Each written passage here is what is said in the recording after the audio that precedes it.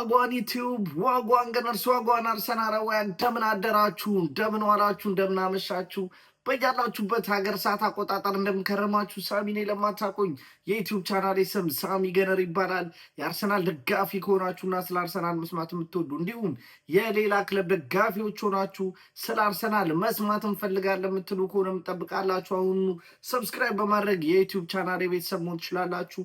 ነባሮች ላይክ፣ ሼር፣ ኮመንት ላይ ሀሳብ አስተያየታችሁን በመስጠት ዩቲዩብ ቻናላችንን ሞቅ ደመቅ እንድታደርጉ ስል በአክብሮት ጠይቃለሁ። ይህንንም ቪዲዮ ስትጀምሩ ላይክ እያደረጋችሁ ጀምሩ። የእናንተ ላይክ ማድረግ ቪዲዮዬ ወደ ብዙ ሰዎች እንዲደርስ የዩቲዩብ አልጎሪዝም ስለሚረዳኝ ማለት ነው። እንግዲህ ተመልሻለሁ።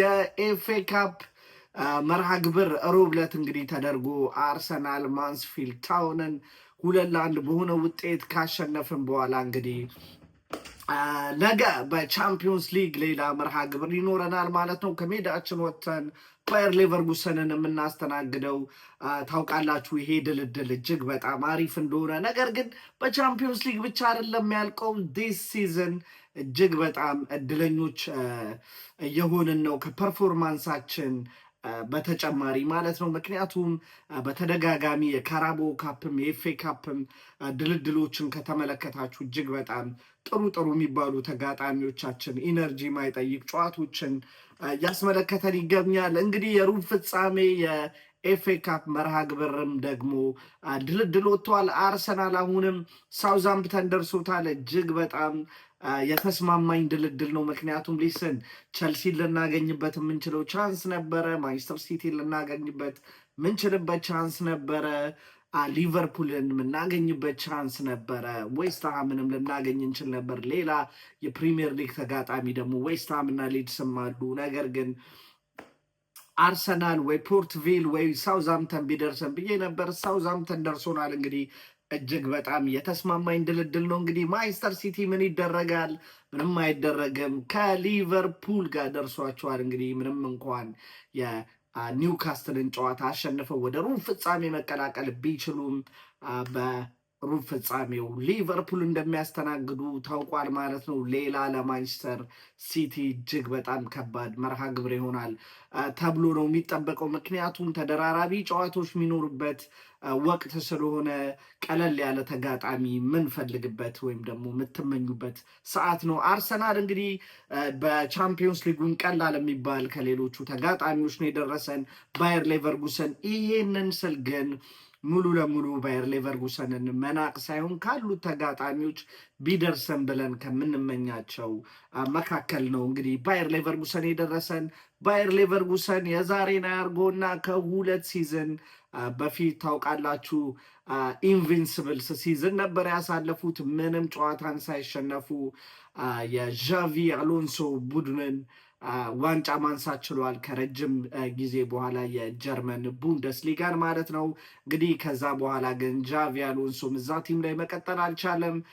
የቀድሞ የአርሰናል ተጫዋች ግራኒት ዣካም የቡድኑ ስብስብ ወሳኝ ተጫዋች እንደነበር ይታወቃል። እሱ ብቻ አይደለም፣ ፔሮ ሂንካፔም የነሱ ተጫዋች እንደነበረ እንግዲህ ታስታውሳላችሁ ማለት ነው። ላስት ሲዝንም እነሱ ጋር ነው የተጫወተው። ስለዚህ ባየር ሌቨርኩሰን እንደነገርኳችሁ እጅግ በጣም ንቀን መግባት አይጠበቅብንም። ይህን ጨዋታ ዋቴቨር ደ ሪዛልት ችግር አይኖርብኝም። በምንም አይነት ውጤት ይለቅ 1-0፣ 3-2፣ 2-1፣ 4-3 ብቻ ጀስት ውጤቱን ከዛም በላይ ተቆጥሮ ቢመዘገብ ደስ ይለናል። ነገር ግን ዋናው ነገር 3 ነጥቧን ይዞ የቀጣዩ ጨዋታ በኤምሬትስ የምናደርገው ስለሆነ የደርሶ መልሱ ጨዋታ ማለት ነው። እሱን ቀለል ያለ የቤት ስራ ይዘን ወደ ሜዳችን መመለስ አለብን ብዬ አስባለሁ። ስለ ባየር ሌቨርኩሰን ካወራን እንደነገርኳችሁ እጅግ በጣም ባየር ሌቨርኩሰንን መናቅ የሌለብን ፓርቶች አሉ። አንደኛ ኢንዲቪጁዋል ኳሊቲ ያላቸው ተጫዋቾች አሉት። አንደኛውንም ብቻ ለመጥቀስ ራሱ አሌሃንድሮ ግሪማልዶ የሚባል ተጫዋች አላቸው። ድንቅ ተጫዋች ነው። እጅግ በጣም የቅጣት ምት ስፔሻሊስት፣ አሁን ከረንት በ5ቱም ታላላቅ ሊጎች ላይ የሱን ያክል ብዙ የቅጣት ምት ዳይሬክት ፍሪኪክ ያስቆጠረ የለም። 5 ፍሪ ኪኮችን ወይም ደግሞ ከቀጥታ የተገኙ የቅጣት ምቶችን 5 ከመረብ በማሳረፍ እንግዲህ በ5ቱ ታላላቅ የአውሮፓ ሊጎች ላይ አንደኛ መሆን የቻለ ተጫዋች ነው። ስለዚህ ኢንዲቪጁዋሊ ችግር ሊፈጥሩብን የሚችሉ ተጫዋቾች ስላሏቸው እነሱን መጠንቀቅ አለብን። ባየር ሌቨርኩሰን የሚታወቀው እንግዲህ ኢንኮንሲስታንት የሆነ ፐርፎርማንስ ነው ዲስ ሲዝን እያሳዩ ያሉት። ታስታውሳላችሁ ሲዝኑ እንደጀመረ ለ3 ጨዋታ ለ2 ጨዋታ ብቻ በቀድሞ የማንቸስተር ዩናይትዱ አሰልጣኝ ኤሪክ ቴንሃግ መመራትም ችለው ነበር። ከዛ እሱን አሰናብተው ሌላ አሰልጣኝ መቅጠር ችለዋል። ኢንኮንሲስተንት የሆነ ፐርፎርማንስን ያሳዩት። በቻምፒዮንስ ሊጉ ብቻ የገረመኝን ሪዛልት ከተመለከተን በሜዳቸው ከኒውካስትል ጋር 2-2 የተጠናቀቀ አንድ መርሃ ግብር ነበረ። ከዛ በመቀጠል ግን ከሜዳቸው ውጪ ኢቲሃድ ስቴዲየም ተጉዘው ደግሞ ማንቸስተር ሲቲን 2-0 ማሸነፍ ችለዋል። እንደነገርኳችሁ ምንም እንኳን ማንቸስተር ሲቲዎች ያኔ በጣም ብዙ ኦልሞስት ሆል ስኳድ የሚባል ሮቴት ቢያደርጉም ማለት ነው። ነገር ግን ያ ምንም እንኳን የማንቸስተር ሲቲ ቲም ሮቴት ቢደረግም ስቲል ጠንካራ ተጫዋቾች እንዳሏቸውና ሌቨርኩሰንን አሸንፈው መውጣት እንደሚችሉ ትገምታላችሁ? እንደዛ ብሎ ፔፔ ጋርዲዮላም ባያስብ ኖሮ አይ ዶንት ቲንክ ሶ ያን ድፍረት የሚዳፈር አይመስለኝም።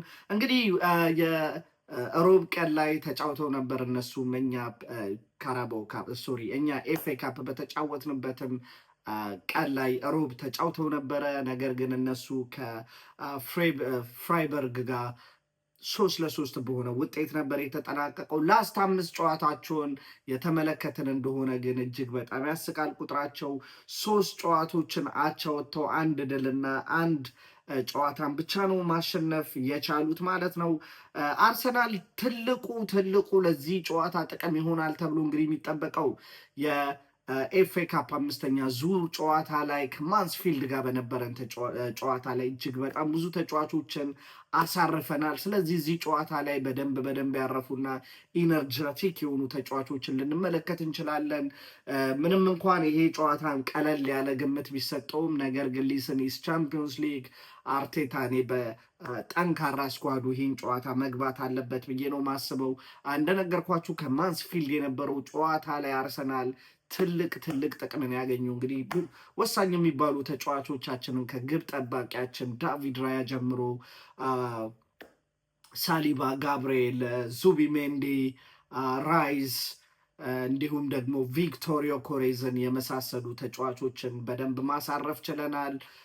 ቡካዮ ሳካም ትንሽ የጨዋታ ጊዜ ያገኘው ተጫዋች ነው። ሌላኛው የአርሰናል በጎ ነገር እንግዲህ በዚህኛው 5ኛ ዙር የኤፍኤ ካፕ ጨዋታ ላይ 2 ተጫዋቾቻችንን በጉዳት ተቀይረው ሲወጡ ተመልክተን ነበረ። ትሮሳርድ እና ካላፊዮሪ ዛሬ የነበረው የአርሰናል ትሬዲንግ ላይ ተመልክቻችኋለሁ። የነገም ጨዋታ ቲም ላይ ይኖራሉ ብዬ አስባለሁ። በጣም ጥሩ ነገሩ እሱ ነው። እሱ ብቻ ሳይሆን ግን የ16 ዕድሜ ተጫዋቾቻችን ማክስ ዶመን እና ማርሊ ሳልመን ከቲሙ ጋር የተጓዙ ሌሎች ተጫዋቾቻችን ናቸው። እንግዲህ የአርሰናል ቤት እንደነገርኳችሁ እጅግ አስደናቂነት ምንም እንኳን አሰልችው አርሰናል ዋንጫ መብላት ዲስ ሲዝን ማይገባው አይነት ቲም ነው። ዋንጫ እንኳን ቢበላ ያን ያህል ኢንተርቴን የሚያደርግ ቲም አይደለም የበላው ብለው እንግዲህ ብዙ የወቀሱት አርሰናል ታስታውሳላችሁ። አሁንም እንግዲህ ወቀሰው እየቀጠለ ነው። ነገር ግን ሊስን 1-2 ነገር ብቻ እዚህ ላይ ጠቀሼላችሁ ልለፍ። ሁሌም እያነሳሁት መልስ ሰጥቼ ማለፍ ስለሚኖርብኝ ነው።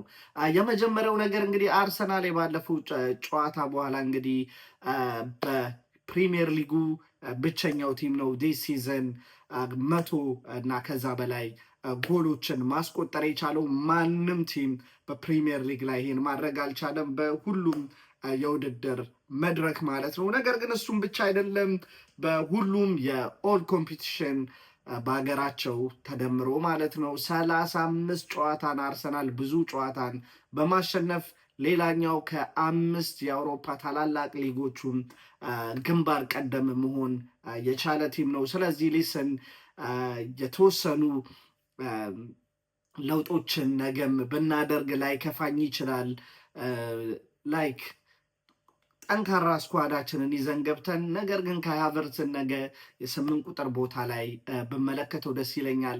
ነገር ግን እንደነገርኳችሁ ቅድም የሄንካፔን ብቻ እንዳይመስላችሁ የቀድሞ የባየር ሌቨርኩሰን ተጫዋቾች መካከል ሄንካፔ ብቻ ሳይሆን ካይ ሃቨርትዝም የቀድሞ የባየር ሌቨርኩሰን ተጫዋች ነበረ። ስለዚህ የሆነ ጥሩ አቀባበል ለካይ ሃቨርትዝ እንጠብቃለን ብዬ አስባለሁ። ይህን ካልኩ ዘንዳ ግን ወደ ውጤት ግምት ሲሄድ አርሰናል እንግዲህ ይህን ጨዋታ 2-1 በሆነ ውጤት ያሸንፋል የሚል እምነት አለኝ። ሊሰን ከዛም በላይ ተቆጥሮ ሊጠናቀቅ ይችላል። ነገር ግን ምንም አይነት የአሸናፊነት ሪዛልት በደስተኝነት እቀበላለሁ። የነገው ጨዋታ ላይ ከቻልንና ጨዋታውን እርሊ አይታወቅም። ዛሬ እንግዲህ የቻምፒዮንስ ሊግ ብዙ ድራሞች አስመልክቶናል። አትላንታ በሜዳው እንግዲህ በባየር ሙኒክ 6-1 ተሸንፈዋል። ሌላኛው የኖርዝ ለንደን ቲም የቶትናም ቅሌት እንደቀጠለ ነው። እንግዲህ ማድሪድ ተጉዞ በአትሌቲኮ ማድሪድ 5-2 በሆነ ውጤት የተሸነፈው ሌላኛው ቲም ነው። ሌላ እጅግ ኢንተርቴን የሚያደርግ ሌላኛው ግጥሚያ የነበረው ደግሞ ኒውካስል በሴንት ጄምስ ፓርክ ባርሰሎናን አስተናግዶ እንግዲህ በጣም አላኪ ነበሩ። 1-0 ሲመሩ ቆይተው በመጨረሻ ሰዓት ባገኙት የፍጹም ቅጣት ምት እንግዲህ ባርሰሎናዎች 1-0 ላሚን ያማል ባስቆጠራት ጎል አንዳቻ ሆነው ጨዋታውን ማጠናቀቅ ችሏል ማለት ነው። እንግዲህ አይታወቅም፣ ነገም አርሰናል ቻንሱን አግኝተን ጨዋታውን በጊዜ ከገደልን ለኤቨርተኑ የፕሪሚየር ሊግ ጨዋታ አሁንም የተወሰኑ ተጫዋቾቻችንን ብናሳርፍ ባይነኝ። ነገር ግን ሊስን የነገው ጨዋታ ብዙ ስፔሶችን እናገኛለን። ነገር ግን ሊስን እድሎችን የምናገኛቸውን እድሎች በአግባቡ ኢፌክቲቭሊ ተጠቅመን እንግዲህ የቤት ስራችንን ተወተን ወደ ኤምሬትስ ስቴዲየም እንመለሳለን የሚል ግምት አለኝ። ይህን ካልኩ ዘንዳ ደግሞ ወደ ግምታዊ አሰላለፍ ሲሄድ የግብ ጠባቂ ቦታ ላይ ዳቪድ ራያን አሰልፈዋለሁ። ከዛም የቀኝ ፉልባክ ቦታ ላይ ደግሞ ዩሊያን ቲምበርን አደርግና እንግዲህ ሁለቱ ሙሉ ለሙሉ እንኳን ዩሊያን ቲምበር ባያርፍም የተወሰነ እረፍት የባለፈው ጨዋታ ላይ እንዳገኘ እናስታውሳለን። እሱ ብቻ አይደለም፣ ዴቪድ ራያም ከሙሉ የጨዋታ እረፍት በኋላ ነው የሚመጣው። እንግዲህ የቀኝ የመሀል ተከላካይ ቦታ ላይ ደግሞ ዊሊያም ሳሊባን አደርጋለሁ። ሌላኛው እረፍት ያገኘና ትንሽ በጉዳትም ከጨዋታ የተወሰኑ 2 ጨዋታዎችን ርቆ የሚመለስ ተጫዋች ነው። የነገ ጨዋታ ላይ ዴፊኒትሊ ያስጀምረዋለሁ ማለት ነው ዊሊያም ሳሊባን። በግራ የመሀል ተከላካይ ቦታ ላይም የባለፈው ጨዋታ ላይ እንዲሁ እረፍት ማግኘት የቻለው ጋብርኤል ማጋሌዝን አደርጓለሁ ማለት ነው። የግራ ፉልባክ ቦታ ላይ ደግሞ ፔሮ ሂንካፔን የማደርገው ይሆናል። እንግዲህ ሌላኛው አስገራሚ ነገር እንደምታውቁት በፋይናንሻል ፌር ፕሌይ አማካኝነት የፔሮ ሂንካፔ የዝውውር ሁኔታ ሎን ወይም ደግሞ በብድር ተብሎ ነበር የተጠቀሰው። ነገር ግን አይ ቲንክ ሙሉ ለሙሉ ወደ አርሰናል ለመፈረም አይ ቲንክ እስከ 52 ሚሊዮን ፓውንድ አካባቢ ይመስለኛል፣ እርግጠኛም ባልሆን ከፍሎ አርሰናል ቋሚ እንደሚያደርገው እንግዲህ ዘገቦች እየወጡ ይገኛሉ። ነገር ግን እሱም ብቻ ሳይሆን የፕሪሚየር ሊግ እና የቻምፒዮንስ ሊግ ህጎች ይለያያሉ። እንግዲህ በቻምፒዮንስ ሊግ ላይ ከባየር ሌቨርኩሰን ከቀድሞ ቲሙ ጋርም ቢሰለፍ ውሰትም ቢሆንም ነገር ግን የነገው ጨዋታ ላይ መሰለፍ ይችላል ማለት ነው። ስለዚህ እጅግ በጣም ጥሩ እንቅስቃሴ እየተመለከትኩበት ያለሁት በጣም የተመቸኝ ልጅ ቢኖር ይሄ ልጅ ነው። በጣም ጥሩ ወኔ ያለው ልጅና የእግር ኳስ ኳሊቲ፣ ፉትቦል አንደርስታንዲንጉም ኖሌጁም እጅግ በጣም ደስ የሚል ተጫዋች ነው። ስለዚህ የግራ ፉልባክ ቦታ ላይ እሱን ማስጀምር ይሆናል። 6 ቁጥር ቦታ ላይ ዙቢሜንዲ አርፏል። ስለዚህ ወደ ዲፌንሲቭ ሚድፊልደር ሚናው ይመለስና የነገን ጨዋታ እዛ ቦታ ላይ ዙቢሜንዲ ከዴክላን ራይስ እና ሌላኛው 8 ቁጥር ቦታ ላይ ማሰለፈው ቅድም ነካ አድርጌላችኋለሁ ካይ ሃቨርትዝ እዛ ቦታ ላይ ቢጀምር ደስ ይለኛል። ምክንያቱም ስፔሶች ይገኛሉ እዚህ ጨዋታ ላይ ከቪክቶር ዮኬሬስ ጋር ባለፈው ያስመለከቱን ጥሩ ኬሚስትሪ ያለ እሱን የነገው ጨዋታ ላይ ድጋሚ ማስመልከት ከቻሉን ይሄን አሰላለፍ ይዤ መገባ ይሆናል ማለት ነው። ዙቢሜንዲ፣ ዴክላን ራይስ እና ካይ ሃቨርትዝን መሀል ቦታ ላይ የቀኝ የማጥቃት ክንፍ ቦታ ላይ ቡካዮ ሳካን አደርግና በግራ በኩል ግን ኤብሪቼዜ እዛ ቦታ ላይ እንዲጀምር ፈልጋለሁ። ምክንያቱም የግራ የማጥቃት ክንፍ ተጫዋቾቻችን ያን ያህል አመርቅ የሚባል እንቅስቃሴ እያስመለከቱን ስላልሆነ ማለት ነው። ነገር ግን ኤብሪቼዜን ማያሰለፍ ከሆነ ከትሮሳርድ ይልቅ ማርቲኔሊን እመርጣለሁ። ምክንያቱም ቀላል ነው፣ እንደነገርኳችሁ ስፔሶች የሚገኙበት ጨዋታ ነው። ማርቲኔሊ ደግሞ አይ ቲንክ ይመስለኛል ከአርሰናል ተጫዋቾች በቻምፒዮንስ ሊግ ላይ ቶፕ ስኮረሩ ማርቲኔሊ ስለሆነ ማለት ነው። 9 ቁጥር ቦታ ላይ ቪክቶር ዮኬሬዝን ማሰለፍ ይሆናል። ይሄ አሰላለፍ ጀምሬ የቤት ስራውን በአግባቡ መወጣት እንደሚችሉ እንግዲህ ተስፋ አደርጋለሁ። እንደነገርኳችሁ ውስጤ ከዛም በላይ ነው ይለኛል፣ ከ2-1 በላይ ግን ሊስን ያው አርሰናል ጌምን ጎል ቀድሞ ካስቆጠረ ማኔጅ አድርጎ ያን ያህል ብዙም 2-3 ቻምፒዮንስ ሊግ ላይ አስመልክቶናል። እንደዚህ አይነት ነገር ግን ምናልባትም አይታወቅም። ስለዚህ 2-1 በሚለው ውጤት ግመቴ ጸናለሁ ማለት ነው። ከዛም በኋላ ግን ውጤቱን ተመልክተን ደግሞ በማች ሪያክሽን ቪዲዮ ነገ እስከምንገናኝ ድረስ ለዛሬ መጣሁበት ርዕሴን ይመስላል። ከተመቻችሁ ላይክ፣ ካልተመቻችሁም ላይክ አድርጋችሁ ማስተካከል ይሄ ቢስተካከል የምትሉትን ነገር ኮመንት ሴክሽን ላይ ጻፉልኝ። አማውት ፒስ